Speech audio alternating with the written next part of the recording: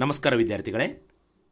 ಇವತ್ತು ನಾವು 11ನೇ ಅಧ್ಯಾಯ 4ನೇ ತರಗತಿಯ 11ನೇ ಅಧ್ಯಾಯ ಅಳತೆಗಳು ಉದ್ದ ಪಾಠವನ್ನು ನೋಡೋಣ. ಅದರಲ್ಲಿ ಅಭ್ಯಾಸ 11.1 ಹೇಳಿದೆ. ಇವತ್ತು ಏನು ಮಾಡೋಣ ಅಂತಂದರೆ ಅಭ್ಯಾಸ 11.2ಕ್ಕೆ ಸಂಬಂಧಪಟ್ಟಂಥ ಪ್ರಶ್ನೆಗಳಿಗೆ ಉತ್ತರವನ್ನು ನೋಡೋಣ. ಅದನ್ನು ಒಂದು ಕಚ್ಚಾ ವರ್ಕ್ನಲ್ಲಿ ಮಾಡಿ ತೋರಿಸಿದ್ದೀನಿ, ನೋಡೋಣ. ಓಕೆ, ಹಾಗಾದರೆ ನಮ್ಮ ಚಾನಲನ್ನು ಇನ್ನೂ ಯಾರ್ಯಾರು ಸಬ್ಸ್ಕ್ರೈಬ್ ಮಾಡಿಲ್ಲ ದಯವಿಟ್ಟು ಹಾಗೆ ನೋಡಬೇಡಿ, ಸಬ್ಸ್ಕ್ರೈಬ್ ಮಾಡ್ಕೊಳ್ಳಿ. ಮೊದಲನೇ ಪ್ರಶ್ನೆ ನೋಡಿ, ಈ ಮುಂದಿನ ಅಳತೆಗಳನ್ನು ಮೀಟರಿಗೆ ಪರಿವರ್ತಿಸು. ಹೌದಾ, ಈ ಮುಂದಿನ ಅಳತೆಗಳನ್ನು ಮೀಟರಿಗೆ ಪರಿವರ್ತಿಸು ಅಂದರು. 800 ಸೆಂಟಿಮೀಟರ್ ಒಂದನೇದ್ದು, second one 900 centimetre, third one 600 centimetre, fourth one 1000 centimetre, fifth one 3000 centimetre, sixth one 300 centimetre ಅಂತಿದೆ. ಹೌದಾ, ಹಾಗಾದರೆ ಇಲ್ಲಿ ನಾವು ಏನು ಮಾಡ್ಬೇಕಂತಂದರೆ ಸೆಂಟಿಮೀಟರ್ದಿಂದ ಮೀಟರ್ಗೆ ಪರಿವರ್ತನೆ ಮಾಡ್ಕೋಬೇಕು. ಅರ್ಥ ಆಗತ್ತೆ ನಾ ಹೇಳ್ತಾ ಇರೋದು? ಸೆಂಟಿಮೀಟರ್ನಿಂದ ಮೀಟರ್ಗೆ ಪರಿವರ್ತನೆ ಮಾಡ್ಕೋಬೇಕು. ಹಾಗಾದರೆ ಸೆಂಟಿಮೀಟರ್ನಿಂದ ಮೀಟರ್ಗೆ ಪರಿವರ್ತನೆ ಮಾಡ್ಬೇಕಂದ್ರೆ ಸಣ್ಣ ಆದರ್ಶಮಾನದಿಂದ ಚಿಕ್ಕ ಆದರ್ಶಮಾನಕ್ಕೆ ಪರಿವರ್ತನೆ ಮಾಡ್ಕೋಬೇಕಂತಂದರೆ ಅಂದರೆ ಸೆಂಟಿಮೀಟರ್ ಸಣ್ಣದು, ಮೀಟ್ರ್ ಏನಪ್ಪ ಅಂತಂದರೆ ದೊಡ್ಡದು. ಇದನ್ನು ಸಣ್ಣ ಆದರ್ಶಮಾನದಿಂದ ಚಿಕ್ಕ ಆದರ್ಶಮಾನಕ್ಕೆ ಪರಿವರ್ತನೆ ಮಾಡ್ಕೋಬೇಕಂತಂದ್ರೆ ಏನು ಮಾಡ್ಬೇಕಂದ್ರೆ ಭಾಗಾಕಾರ ಮಾಡಬೇಕು. ಹೌದಾ, ಹಾಗಾದರೆ ಹೇಗೆ ಮಾಡಬೇಕು, ಏನು ಮಾಡಬೇಕು ಅನ್ನೋದು ಏನಪ್ಪ ಅಂತಂದರೆ ಎಲ್ಲ ಬರ್ದೇನೆ, ಅದನ್ನು ನೋಡ್ಕೊತ ಹೋಗೋಣ. ಇವೇ ಪ್ರಶ್ನೆಗಳಿಗೆ ಎಲ್ಲ ಆನ್ಸರ್ ಮಾಡಿದೆ ನಾನು. ಓಕೆ, ಹಾಗಾದರೆ ಎಲ್ಲಿಂತ ಅಭ್ಯಾಸ 11.2 ಒಳಗೆ ರೋಲ್ ನಂಬರ್ ಇದು ಪ್ರಶ್ನೆ ನಂಬರ್ 1, 2 ಆಮೇಲೆ 3 ಮಟ್ಟ ಇದನ್ನು ಬಿಡಿಸಿದ್ದೇನೆ. ಇವನ್ನ ಬಗೆಹರಿಸಿಕೊಂಡು ಹೋಗೋಣ. ಫಸ್ಟ್ ಒಂದು ಪ್ರಶ್ನೆ ನೋಡ್ಕೋಬೇಕು. ಈ ಮುಂದಿನ ಅಳತೆಗಳನ್ನು ಮೀಟರಿಗೆ ಪರಿವರ್ತಿಸು ಅಂತಿದೆ. ಹೌದಾ, ಹಾಗಾದರೆ ಒಂದನೇ ಕ್ವಶನ್ ಏನಿದೆ, 800 ಸೆಂಟಿಮೀಟರ್ ಅಂತಿದೆ. ಈ 800 ಸೆಂಟಿಮೀಟರ್ ಅನ್ನೋದು ನಾವು ಮೀಟರ್ ಪರಿವರ್ತನೆ ಮಾಡ್ಕೋಬೇಕಂದ್ರೆ ಒಂದು ನಿಯಮವನ್ನು ತಿಳ್ಕೊಂಡಿರ್ಬೇಕು. 1 ಮೀಟರ್ ಅಂದರೆ ಎಷ್ಟು ಸೆಂಟಿಮೀಟರ್ ಅನ್ಕೋಬೇಕು. ಎಷ್ಟು ಸೆಂಟಿಮೀಟ್ರು? 100 ಸೆಂಟಿಮೀಟರ್. ಹೌದಾ, ಹಾಗಾದರೆ 800 ಸೆಂಟಿಮೀಟರ್ ಅಂದರೆ ಎಷ್ಟು ಮೀಟರ್ಗೆ ಸಮ ಅಂತ ಕೇಳಿದಾರೆ. ಅದಕ್ಕೆ ನಾವು ಸೆಂಟಿಮೀಟ್ರನ್ನ ಈ ಸೆಂಟಿಮೀಟರ್ 800 ಸೆಂಟಿಮೀಟರ್ ಐತಲ್ಲ, ಈ ಮೀಟರ್ಗೆ ಪರಿವರ್ತನೆ ಮಾಡ್ಕೋಬೇಕಂತಂದರೆ ನಾವು ಏನು ಮಾಡಬೇಕು, ಭಾಗಾಕಾರ ಮಾಡಬೇಕು. ಹಾಗಾದರೆ ನಾ ಇಲ್ಲಿ 800 ಸೆಂಟಿಮೀಟರ್ ಇಸ್ಕೊಲ್ಟು ಅಂಶದಲ್ಲಿ ಏನು ಮಾಡ್ಕೊಂಡೆ ಅಂದರೆ 800 ಬರ್ಕನಿ, ಛೇದದಲ್ಲಿ ಏನಪ್ಪ ಭಾಗಾಕಾರ ಮಾಡಂದಾರಲ್ಲ ಅದಕ್ಕೆ 100 ಹಚ್ಕೊಂಡಿ. 100 ಯಾಕೆ ಹಚ್ಕೊಂಡ್ರಿ ಸರ್? ಹೌದಾ, ಯಾಕಪ್ಪ ಅಂತಂದರೆ ಸೆಂಟಿಮೀಟ್ರಿಂದ ಮೀಟ್ರ್ ಪರಿವರ್ತನೆ ಮಾಡಂದರು. ಮೀಟ್ರ್ ಪರಿವರ್ತನೆ ಮಾಡೋಕ್ಕಂದ್ರೆ 1 ಮೀಟರ್ ಇಸ್ಕೊಲ್ಟು 100 ಸೆಂಟಿಮೀಟರ್ ಐತಿ. ಅದರ ಸಲುವಾಗಿ ನಾನು 100 ಏನಪ್ಪ ಅಂದ್ರೆ ಭಾಗಾಕಾರ ಮಾಡಿದಾಗ ಅದು ಮೀಟ್ರ್ದಾಗ ಆನ್ಸರ್ ಬರ್ತದೆ. ಇಲ್ಲಿ 1 ಮೀಟರ್ ಇಸ್ಕೊಲ್ಟು 200 ಸೆಂಟಿಮೀಟರ್ ಇದ್ದರೆ 200 ಹಚ್ಕೋದು, 300 ಕೊಟ್ಟಿದ್ದರೆ 300 ಹಚ್ಕೋದ್ರು ಹಾಗೆ ಹಚ್ಕೋಕೆ ಬರೋಂಗಿಲ್ಲ. ಯಾಕಂದರೆ ನಿಯಮದ ಪ್ರಕಾರ ಏನೈತಪ್ಪ ಅಂತಂದರೆ 1 ಮೀಟರ್ ಇಸ್ಕೊಲ್ಟು ಅಂದರೆ 100 ಸೆಂಟಿಮೀಟರ್ ಅಂತ ಅರ್ಥ. ಅದಕ್ಕೆ ನಾನು ಏನು ಮಾಡ್ಕೊಂಡೇನಪ್ಪ ಅಂತಂದರೆ 100 ಹಚ್ಕೋಬೇಕು.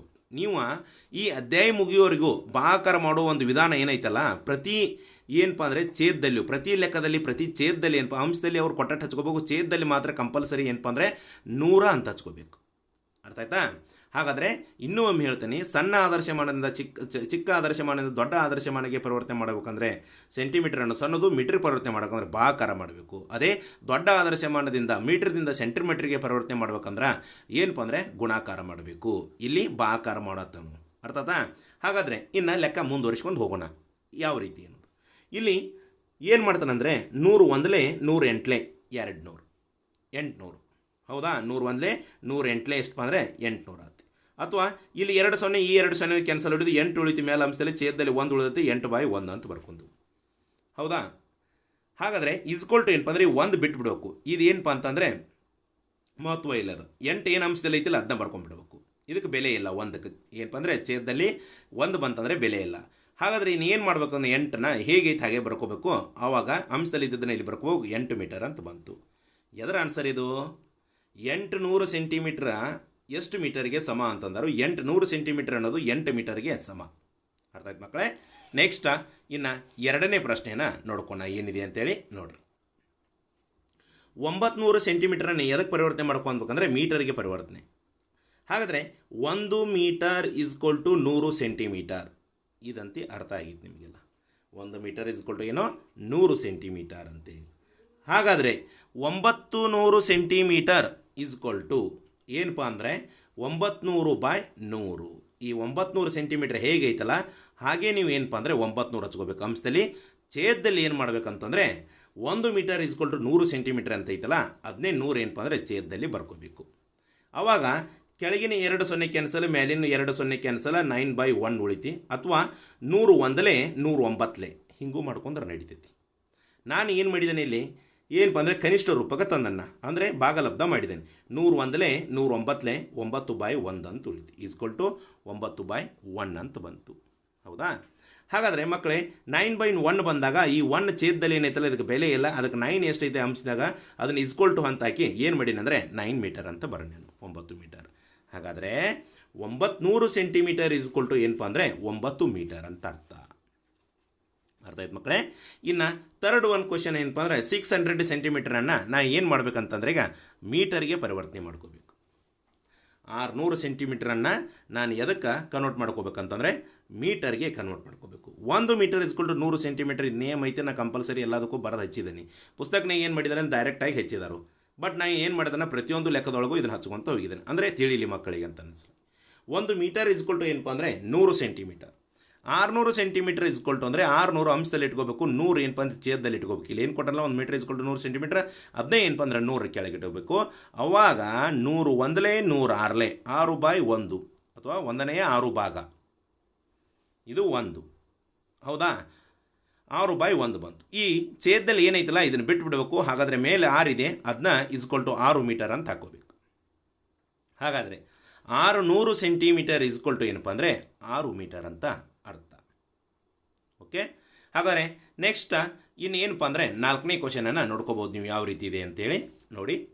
1000 ಸೆಂಟಿಮೀಟರ್ ಇಸ್ಕೊಲ್ ಟು ಎಷ್ಟು ಮೀಟರ್ಗೆ ಸಮ ಅಂತ ಕೇಳಿದ್ದಾರೆ ಈಸಿಯಾಗಿ.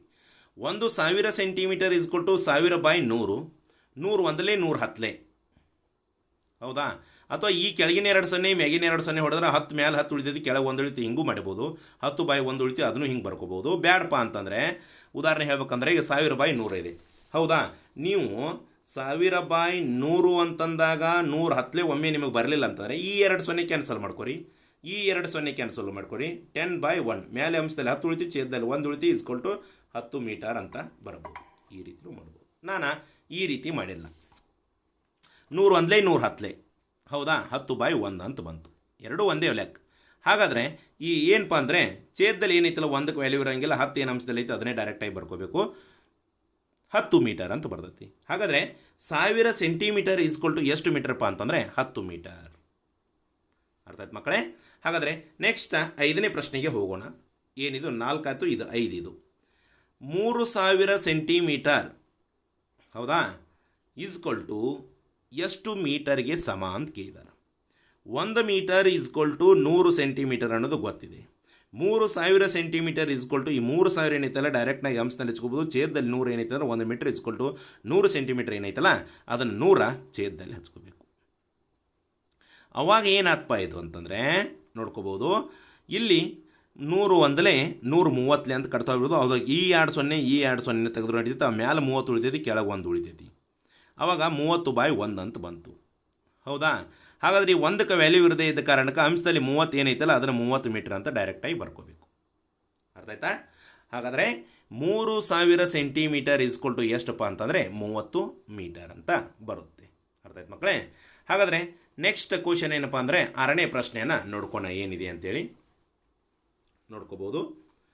300 ಸೆಂಟಿಮೀಟರ್ ಅಂದರೆ ಎಷ್ಟು ಮೀಟರಿಗೆ ಸಮ? 1 metre is equal to 100 centimetre, 300 centimetre is equal to 300/100. ಈ 100 ಯಾಕೆ ಹಚ್ಕೊಂಡ ಅನ್ನೋದು ಪ್ರತಿ ಲೆಕ್ಕದಾಗ ಹೇಳ್ಕೊತ ಬಂದೆ ನಾನು. ಅರ್ಥ ಆಯ್ತಾ? ಹಾಗಾದರೆ ಈಗ ನೋಡ್ಕೋಬೋದು ನೀವು ಏನಂತ. 100 1 100 300. ಹೌದಾ? ಅವಾಗ 3/1 ಅಂತ ಉಳಿತು. 3/1 ಬರ್ಕೊಂಡ್ರೆ 1 ವ್ಯಾಲ್ಯೂ ಇಲ್ಲ, ಅದಕ್ಕೆ 3 ಅಷ್ಟೇ ಬರ್ಕೊಂಡ್ರೆ 3 ಮೀಟರ್ ಅಂತ ಬಂತು. 300 ಸೆಂಟಿಮೀಟರ್ ಅಂತಂದರೆ ಏನಪ್ಪ ಅಂದರೆ 3 ಮೀಟರ್ಗೆ ಸಮ. ಇನ್ನು ನೆಕ್ಸ್ಟ್ 2ನೇ ಪ್ರಶ್ನೆಯನ್ನು ನೋಡೋಣ. ಖಾಲಿ ಜಾಗವನ್ನು ಸರಿಯಾದ ಉತ್ತರದಿಂದ ಭರ್ತಿ ಮಾಡಿ ಅಂತಿದೆ. ಹೌದಾ? ಹಾಗಾದರೆ ಇದನ್ನು ಬಿಟ್ಟ ಸ್ಥಳ ಏನೈತಲ್ಲ ತುಂಬ್ಕೋಬೇಕು. ಅವರು ಸೆಂಟಿಮೀಟರ್ದಾಗ ಕೊಟ್ಟಾರು, ನೀವು ಮೀಟರ್ದಾಗ ಬರೀಬೇಕು. ಮೀಟರ್ ಮತ್ತು ಸೆಂಟಿಮೀಟರ್ ಕೆಲವೊಂದು 2 ಲೆಕ್ಕ ಏನು ಮಾಡಿದರು ಮೀಟರ್ದಾಗ ಬರಿ ಅಂದರು. ಇನ್ನು 2 ಲೆಕ್ಕ ಏನು ಮಾಡಿದರು ಮೀಟರ್ ಮತ್ತು ಸೆಂಟಿಮೀಟರ್ ಎರಡರದಾಗ ಬರಿ ಅಂತಂದ. ಹೌದಾ? 400 ಸೆಂಟಿಮೀಟರ್ ಅಂದರೆ ಎಷ್ಟು ಮೀಟ್ರಿಗೆ ಸಮ? 900 ಸೆಂಟಿಮೀಟರ್ ಅಂದರೆ ಎಷ್ಟಕ್ಕೆ ಸಮ? 875 ಸೆಂಟಿಮೀಟರ್ ಅಂತಂದರೆ ಡ್ಯಾಶ್ ಮೀಟರ್ ಡ್ಯಾಶ್ ಸೆಂಟಿಮೀಟರ್ಗೆ ಸಮ. 750 ಸೆಂಟಿಮೀಟರ್ ಅಂದರೆ ಎಷ್ಟು ಮೀಟರ್ಗೆ ಎಷ್ಟು ಸೆಂಟಿಮೀಟರ್ಗೆ ಸಮ ಅಂತ ತುಂಬಬೇಕು ನೀವು. ಅರ್ಥ ಆಯ್ತು ಮಕ್ಕಳೇ? ಹಾಗಾದರೆ ನಾ ಇಲ್ಲೇ ಡೈರೆಕ್ಟಾಗಿ ಏನಪ್ಪ ಅಂತಂದರೆ ಬರೋದಲ್ಲ, ಅದನ್ನು ಬಿಡಿಸಿ ಬಿಟ್ಟ ಸ್ಥಳದ ಕೆಳಗೆ ಒಂದಷ್ಟು ಲೆಕ್ಕ ಒಂದು ಸ್ವಲ್ಪ ಬಿಡಿಸಿ ಆಮೇಲೆ ಇದರಾಗ ತುಂಬಿದೆ ನಾನು. ಹೌದಾ? ಅದನ್ನ ನೋಡ್ಕೊಂಡು ಯಾವ ರೀತಿ ಅಂತೇಳಿ. 1ನೇ ಕ್ವಶನ 400 ಸೆಂಟಿಮೀಟರ್ ಇಸ್ಕೊಲ್ಟು 4 ಮೀಟರ್ ಅಂತ ಬರ್ದ. ಈ 4 ಹೆಂಗೆ ಬಂತು ಅನ್ನೋದ ನೋಡೋಣ. 4 ಆನ್ಸರ್ ತುಂಬಿದನ್ನ ಈಗ ಇದ್ರ ಬುಡಕ್ಕೆ ನಾ ಬಿಡಿಸಿದಾನೆ ಲೆಕ್ಕ. ಹಂಗೆ 400 ಸೆಂಟಿಮೀಟರ್ ಅಂತಂದರೆ ಇಸ್ಕೊಲ್ಟು 400 ಮ್ಯಾಲೆ ಹಚ್ಕೋಬೇಕು, 100 ಛೇದದಲ್ಲಿ ಹಚ್ಕೋಬೇಕು. ಯಾಕೆ 100 ಹಚ್ಕೋಬೇಕು ಛೇದಗ? ಸೆಂಟಿಮೀಟರನ್ನು ಮೀಟರಿಗೆ ಪರಿವರ್ತನೆ ಆಗ್ಬೇಕಂದ್ರೆ 100ರಿಂದ ಭಾಗಿಸ್ಲೇಬೇಕು ನಾವು. ಯಾಕೆ 100ರಿಂದ ಭಾಗಿಸ್ಬೇಕು? 1 ಮೀಟರ್ ಇಸ್ಕೊಲ್ಟು 100 ಸೆಂಟಿಮೀಟರ್ ಅಂತ ಐತೆ, ಅದರ ಸಲುವಾಗಿ. ಹಾಗಾದರೆ 100 ಛೇದದಲ್ಲಿ ಇಟ್ಕೋಬೇಕಂತ ಐತಿ, ಇಟ್ಕೊಂಡಾನೆ. ಇಲ್ಲಿ ಕೆಳಗಿನ 2 0 ಮೇಲಿನ 2 0 ಐತಿ, ಮ್ಯಾಲೆ 4 ಬಂತು, ಕೆಳಗೆ 1 ಬಂತು. ಹಾಗಾದರೆ 4/1 ಅಂದರೆ ಇಸ್ಕೊಲ್ಟು ಎಷ್ಟು ಮೀಟರ್ ಬಂತು? 4 ಮೀಟರ್ ಅಂತ ಬಂತು. ಹೌದಾ? 400 ಸೆಂಟಿಮೀಟರ್ ಅಂದರೆ 4 ಮೀಟರ್ ಇಸ್ಕೊಲ್ಟು 4 ಮೀಟರ್ ಅಂತ. ಇಲ್ಲಿ 4 ಬರ್ದಾನೆ, ಇಲ್ಲಿ ಐತಿ ಮೀಟರ್ ಅಂತ ಅರ್ಥ. ಅರ್ಥ ಆಯ್ತು ಮಕ್ಕಳೇ? ಇನ್ನು ಎರಡನೇ ಪ್ರಶ್ನೆ ಏನೈತೆ ನೋಡ್ಕೊರಿ. 900 ಸೆಂಟಿಮೀಟರ್ ಇಸ್ಕೊಲ್ಟು ಡ್ಯಾಶ್ ಮೀಟರ್ ಅಂತ ಇದೆ. ನಾ ತುಂಬಿದ್ದೇನೆ ಅಲ್ಲಿ ಈಗಾಗಲೇ. ಏನಂತ ತುಂಬಿದ್ದೀನಿ? 9 ಮೀಟರ್ ಅಂತ ತುಂಬಿದ್ದೇನೆ. ಇದು ಹೇಗೆ ಬಂತು? 900 ಸೆಂಟಿಮೀಟರ್ ಇಸ್ಕೊಲ್ಟು 900/100. 1 ಮೀಟರ್ ಇಸ್ಕೊಲ್ಟು 100 ಸೆಂಟಿಮೀಟರ್ ಐತಾ, 100 ಹಚ್ಕೊಂಡೆ. ಅಂಶದಲ್ಲಿ 900 ಸೆಂಟಿಮೀಟರ್ ಐತಾ, 900 ಸೆಂಟಿಮೀಟರ್.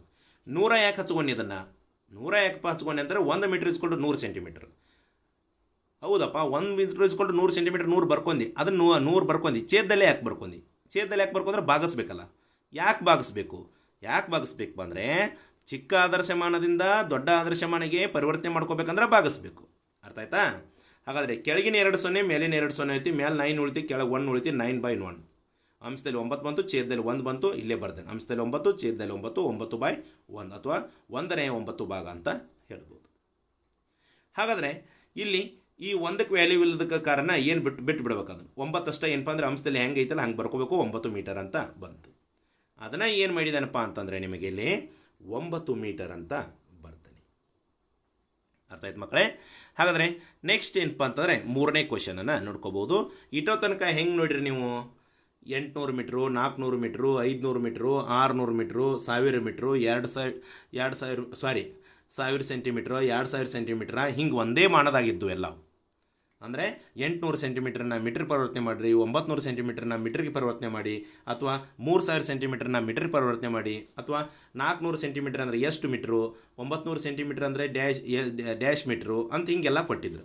ಆದರೆ ಒಂದೇ ಮಾನವನ್ನು ಕೊಟ್ಟಿದ್ರು ಅವಾಗ. ಈಗ 2 ಮಾನಗಳದಾವೆ. ಹೆಂಗೆ?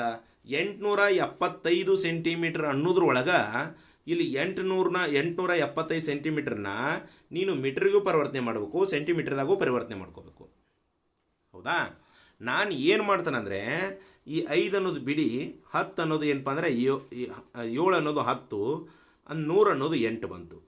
ಹೌದಾ? 100 ಸ್ಥಾನದಾಗ ಅದು 8 ಇದೆ. ಹಾಗಾದರೆ ಇದು ಎಷ್ಟು ಇದ್ದಂಗಪ್ಪ ಅಂದ್ರೆ ಈ ಥರ ಸ್ಥಾನ ಬೆಲೆ 8. ಸ್ಥಾನ ಬೆಲೆ ಏನಪ್ಪ ಅಂದರೆ ಬಿಡಿ 10 100, ಇದ್ರ ಮುಖಬೆಲೆ 8, ಸ್ಥಾನ ಬೆಲೆ ಎಷ್ಟಪ್ಪ ಅಂತಂದರೆ 800.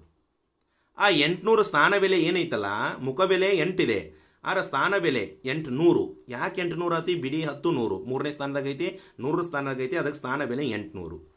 ಆ 800ನ ಏನು ಮಾಡ್ಕೊಂಡೆ ಅಂದ್ರೆ ತೆಗೆದು ಇಲ್ಲಿ ಬರ್ಕೊಂಡೆ 800 ಸೆಂಟಿಮೀಟರ್. ಇದು 75 ಸೆಂಟಿಮೀಟರ್ ಏನೈತೆ ಮ್ಯಾಲಿದು, 100 ಒಳಗೆ ಬರ್ತೈತಿ 75 centimetre.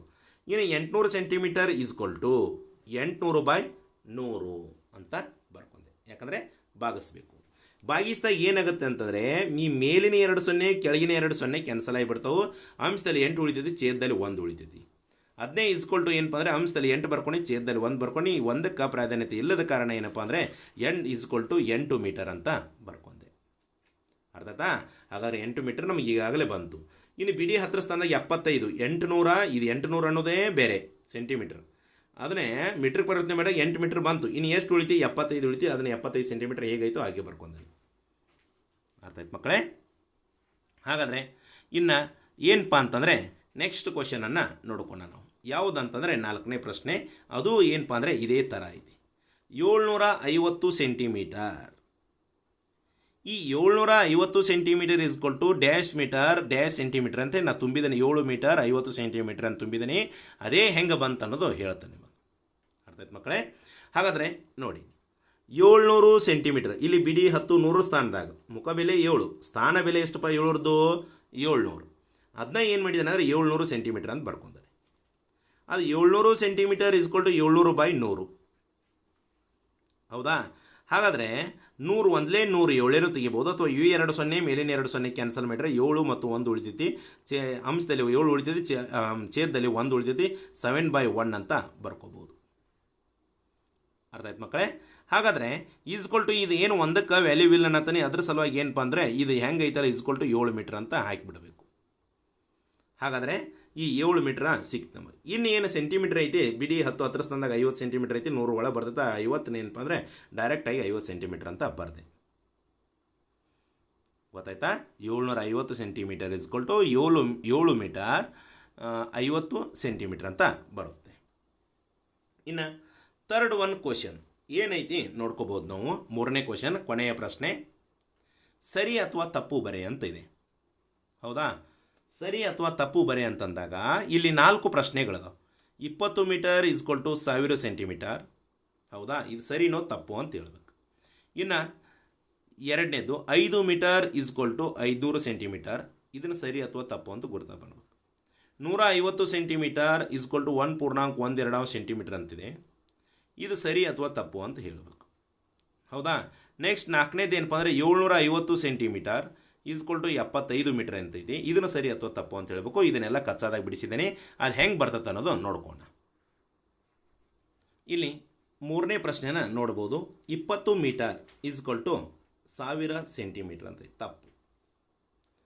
1 metre is equal to 100 centimetre ಅಂತಿದೆ. ಎಷ್ಟು? 1 ಮೀಟರ್ ಈಸ್ಕೊಲ್ ಟು ಏನಪ್ಪ ಅಂತಂದರೆ ನೋಡ್ಕೋಬೋದು ಹೆಂಗೆ ತಪ್ಪು ಅನ್ನೋದು. 1 ಮೀಟರ್ ಈಸ್ಕೊಲ್ ಟು 100 ಸೆಂಟಿಮೀಟರ್ ಅಂತಿದೆ. 20 ಮೀಟರ್ ಹೌದಾ ಈಸ್ಕೊಲ್ ಟು ಹೌದಾ ಎಷ್ಟು ಅಂತ ಕೇಳಿದ. ಆವಾಗ 20 ಇಂಟು 100ನ ಗುಣಿಸ್ಕೋಬೇಕು. ಗುಣಿಸಿಗೋದಾಗ 1 ಮೀಟ್ರಿಗೆ 100 ಆದ್ರೆ 20 ಮೀಟ್ರಿಗೆ ಎಷ್ಟು ಅಂತ ಅರ್ಥ. 20 ಇಂಟು 0 0, 20 ಇಂಟು 0 0, 20 ಒಂದಲೇ 20. ಎಷ್ಟು ಬಂತು? 2000 ಮೀಟರ್ ಅಂತ ಆನ್ಸರ್ ಬಂತಿದೆ. ಹೌದಾ? ಹಾಗಾದರೆ ಇಲ್ಲಿ ಎಷ್ಟಿದೆ? 2000 ಮೀಟ್ರ್ ಅಂತಲ್ಲ, 2000 ಸೆಂಟಿಮೀಟ್ರ್ ಅಂತ ಬಂತು. ಅರ್ಥ ಆಯ್ತಾ? ಹಾಗಾದರೆ ಇಲ್ಲಿ ಎಷ್ಟಿದೆ? 1000 ಸೆಂಟಿಮೀಟ್ರ್ ಅಂದರೆ 20 ಮೀಟ್ರ್ ಅಂದರೆ 2000 ಸೆಂಟಿಮೀಟ್ರ್ ಆಗಬೇಕು. 100ಲೆ ಗುಣಾಕಾರ ಮಾಡಿದ್ರೆ 1 ಮೀಟ್ರ್ ಅಂದರೆ 100, 20 ಮೀಟ್ರ್ ಏಟ್ ಅಂತ ಕೇಳಿದಾಗ 100ಲೆ ಗುಣಲಬ್ಧ ಮಾಡಿದಾಗ ಏನಾಗುತ್ತೆ? 2000 ಸೆಂಟಿಮೀಟ್ರ್ ಬರುತ್ತೆ. ಹಾಗಾದರೆ ಇಲ್ಲಿ ಕೊಟ್ಟಿದ್ದೆಷ್ಟು ಅವರು? 1000. ಹಾಗಾದರೆ ಇದು ಏನಪ್ಪ ಅಂದರೆ ಇವರು ಕೊಟ್ಟಂಥದ್ದು ತಪ್ಪು. ಅರ್ಥ ಆಯ್ತು ಮಕ್ಕಳೇ? ಇನ್ನು ನೆಕ್ಸ್ಟ್ ಏನಪ್ಪ ಅಂದರೆ 5 ಮೀಟರ್ ಈಸ್ಕೊಲ್ ಟು 500 ಸೆಂಟಿಮೀಟರ್ ಅಂತ ಬರ್ತಾರೆ. ಹೌದಾ? ಇಲ್ಲಿ ನೋಡ್ಕೋಬೋದು. 5 ಮೀಟರ್ ಈಸ್ಕೊಲ್ ಟು 5 ಇಂಟು 100 ನೋಡೋಣವಾ? 5 ಇಂಟು 0 0, 5 ಇಂಟು 0 0, 5 ಒಂದಲೇ 500 ಎಷ್ಟು ಬಂತು? 500 ಸೆಂಟಿಮೀಟರ್. ಅಂದರೆ 5 ಮೀಟರ್ನ ಸೆಂಟಿಮೀಟರ್ಗೆ ಪರಿವರ್ತನೆ ಮಾಡಿದಾಗ 500 ಸೆಂಟಿಮೀಟರ್ ಅಂತ ಬಂತು. ಇಲ್ಲಿ ಐತಾ 500 ಸೆಂಟಿಮೀಟ್ರ ಇದೆ. ಹಾಗಾದರೆ ಇದು ಸರಿ. ಇನ್ನು next 150 centimetre is equal to 1 metre ಅಂತಿದೆ. ನೀವು ನೋಡ್ಕೋಬೋದು. 150 ಸೆಂಟಿಮೀಟರ್ ಅಂದರೆ 1 ಮೀಟ್ರ್ 1/2 ಏನಪ್ಪ ಅಂತಂದರೆ 1.12 ಮೀಟರ್ ಅಂತ ಕೊಟ್ಟಾರೆ. ಕರೆಕ್ಟು. ಇಲ್ಲಿ ಬಿಡಿ 10 100 100 ಸ್ಥಾನದಾಗ ಏನಪ್ಪ 1 ಇದೆ ಅಂದರೆ 100 ಸೆಂಟಿಮೀಟರ್ ಆದಂಗೆ. 100 ಸೆಂಟಿಮೀಟರ್ ಅಂತಂದರೆ 1 ಮೀಟ್ರ್ ಬಂತು. ಇನ್ನು 100 ಒಳಗೆ ಅರ್ಧ ಅಂದರೆ 50 ಸೆಂಟಿಮೀಟ್ರ್. ಆ 50 ಸೆಂಟಿಮೀಟ್ರ್ ಹೆಂಗೆ ಸೂಚಿಸ್ತಾವೆ ಅಂದ್ರೆ 1/2ದಾಗ ಸೂಚಿಸ್ತಾವೆ. ಅದಕ್ಕೆ 1.12 ಮೀಟ್ರ್ ಅಂತ ಆನ್ಸರ್ ಇದೆ. ಇದು ಸರಿಯಾಗಿದೆ. ಅರ್ಥ ಆಯ್ತಾ? ಹಾಗಾದರೆ 150 ಸೆಂಟಿಮೀಟ್ರ್ ಅಂದರೆ ಏನಪ್ಪ ಅಂದರೆ 1.12 ಮೀಟ್ರ್ ಸರಿ ಇದೆ. ಇನ್ನು 4th ಒನ್ ಕ್ವಶನ್ ಏನೈತೆ ನೋಡ್ಕೋಬೋದು ನೀವು. 750 ಸೆಂಟಿಮೀಟರ್ ಇಸ್ಕೊಲ್ ಟು 75 ಮೀಟರ್ ಅಂತಿದೆ. ಹೌದಾ? ನೋಡೋಣ. ಹಾಗಾದರೆ ಇದನ್ನು ನಾವು ಸೆಂಟಿಮೀಟ್ರಿಂದ ಮೀಟ್ರಿಗೆ ಪರಿವರ್ತನೆ ಮಾಡ್ಕೋಬೇಕಂತಂದ್ರೆ ಹೌದಾ, ಇಲ್ಲಿ ಮೇಲೆ ನೋಡಬೇಕು ಮೀಟ್ರದಿಂದ ಸೆಂಟಿಮೀಟರ್ ಪರಿವರ್ತನೆ ಮಾಡ್ಕೋ ಗುಣಿಸಿದು.